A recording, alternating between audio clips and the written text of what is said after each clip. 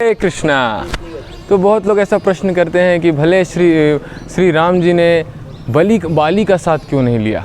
बाली का अगर वो मदद लेते तो सीता माँ को बहुत आसानी से जल्दी छुड़ा सकते थे, क्योंकि बाली तो रावण को बोलते अपना काख के अंदर सालों साल रखा था और फिर इच्छा अनुसार वो छोड़ा, तो उनका मदद लेना चाहिए था। देखिए इसके कारण क्या है कि भगवान सिर्फ किसका क्या ताकत है उस अनुसार मदद उससे नहीं लेते। भगवान का मदद करना भी हमारे सौभाग्य की बात है। तो भगवान ने क्यों बाली का साथ नहीं लिया, इसके प्रमुख कारण हम जानते हैं। एक बार कि जब बाली का जो राज्य था वहाँ पे एक असुर आया जिससे बाली का युद्ध हुआ, तो सुग्रीव और बाली दोनों गए साथ में और एक सुरंग के गुफा के अंदर वो असुर गया बाली के साथ अंदर लड़ने के लिए। तो बहुत लड़ाई होने लगा और फिर लास्ट में जो बाली का आवाज़ था वो कम हो गया और जो असुर का आवाज़ बहुत ज़्यादा हो गया। तो बाहर जो सुग्रीव था सालों साल तक लड़ाई चला, तो सुग्रीव को ये लगा कि शायद बाली कमज़ोर हो रहा है। तो और राक्षस, क्योंकि अगर वो बाहर आ जाता वो राक्षस तो मतलब पूरा वो जो राज्य है पूरा देश को ध्वस्त कर देता, इसलिए वहाँ पर ज़रूरी था कि वो जो सोचे वो पत्थर रखना, उनके अनुसार वो सही था। वो पत्थर रख दिया बाहर गुफा के ताकि वो राक्षस बाहर ना आ सके। तो फिर जब सुग्रीव वापस राज्य में आते हैं तो सबको बताते हैं कि कैसे बाली तो अंदर ही रहे। तो फिर सब राज्य से कब राजा कौन है, राजा तो कोई चाहिए, बाली नहीं है। सब बोलते हैं बाली का छोटा भाई सुग्रीव, ये भी तो पूरा राज्य को प्रेम करता है, इनको राजा बना दिया जाए।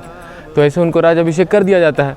फिर जब वो राजा बनते थे एक दिन बाली लौट के आ जाता है और बोलता है कि कितने गद्दार हो सुग्रीव, तुम मेरा राज्य अपनाने के लिए तुम सुरंग को ढक दिया पत्थर से, मैं हटा के आया हूँ, तुमको मैं निष्कासित करूँगा। और उसके बाद बाली ने क्या किया, सुग्रीव की पत्नी को भी अपने साथ रख लिया। तो ये कारण था श्री रामचंद्र, क्योंकि अगर बाली के पास जाते, बाली को लेके जाते रावण से लड़ाई करने, तो रावण के पक्ष के लोग ऐसा बोल सकते थे कि क्यों नहीं, आप तो आपकी पत्नी का हरण रावण ने किया है, ये जो बाली है ये भी तो उसके भाई का पत्नी का हरण किया है, तो इसका मदद से आप आए हैं तो क्या है। ये भी एक कारण था। और दूसरा प्रमुख कारण था राम जी का उनसे मदद नहीं लेने का कि सुग्रीव बोला था कि प्रभु मैं एकदम उनके चरण में गिड़गिड़ाया, भैया मुझसे गलती हो गई, मैं जानबूझ के ऐसा नहीं किया, मुझे लगा वो राक्षस बाहर आके सबका वध कर देगा, इसीलिए सिर्फ मैं उसको पत्थर से ढका और मुझे पता नहीं था आप जिंदा है, वरना मैं ऐसा क्यों करता। ऐसा बहुत गिड़गिड़ाया, फिर भी बाली में मैंने माफ़ नहीं किया।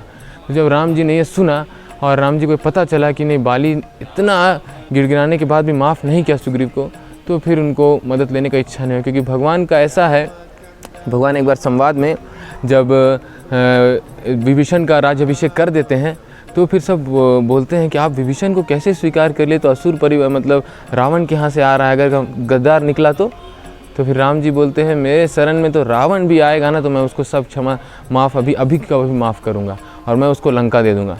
तो फिर हनुमान जी पूछते हैं प्रभु आप तो विभीषण का राज्याभिषेक कर चुके हैं, तो आप कैसे अभी इनको रावण को लंका दे देंगे।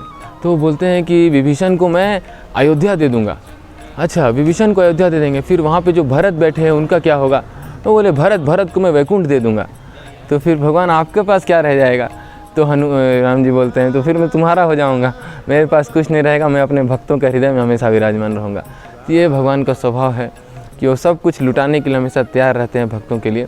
तो ये बाली से नहीं रीज़न मदद लेने का उनका ये 2 प्रमुख कारण था। हरे कृष्णा।